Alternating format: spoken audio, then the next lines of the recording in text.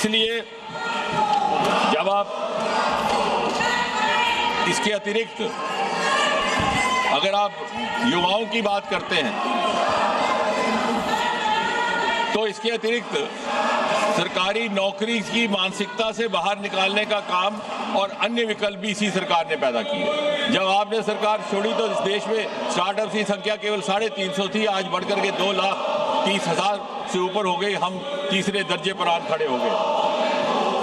और इसलिए बहुत समय ना लेता हुआ मैं सीधा इस बजट के विषय में थोड़ी एक बात करके अपनी बात को समाप्त करूंगा, क्योंकि आप इस समय आपका भी उस तरह का नहीं है।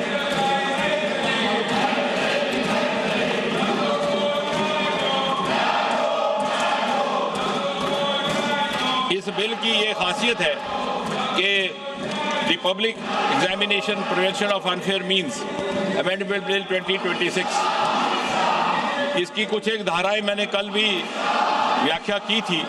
कुछ और तफसील में अगर आज जाने का मौका है तो मैं कुछ ही क्षण लेकर के इस बात को कंक्लूड करता हूं।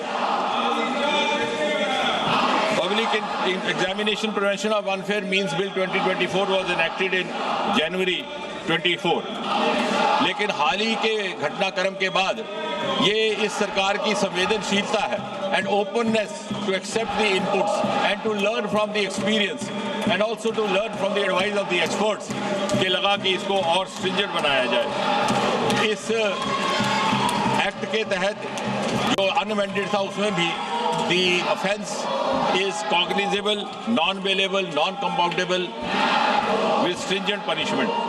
लेकिन जब महसूस हुआ कि इसे और ज़्यादा सख्त बनाने की आवश्यकता है तो इसकी कुछ एक धाराओं में संशोधन करने का काम किया गया है।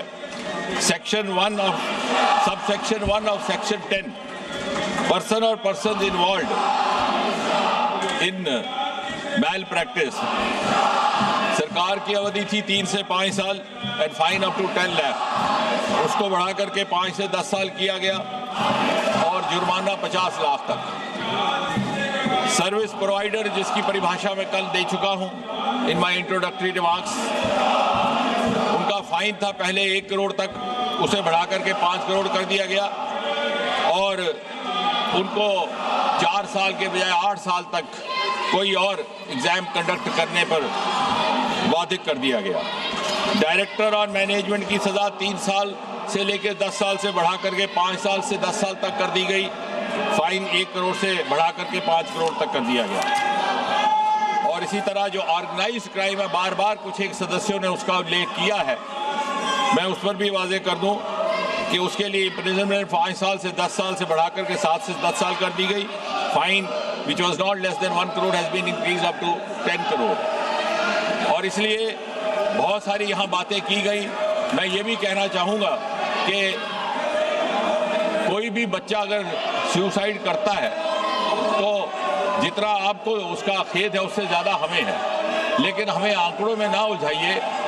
हालांकि किसी मृतक बच्चे के आंकड़े का व्याख्या करना कोई शोभा नहीं देता, लेकिन the rate of suicide related to paper leakage also has reduced over the last few years.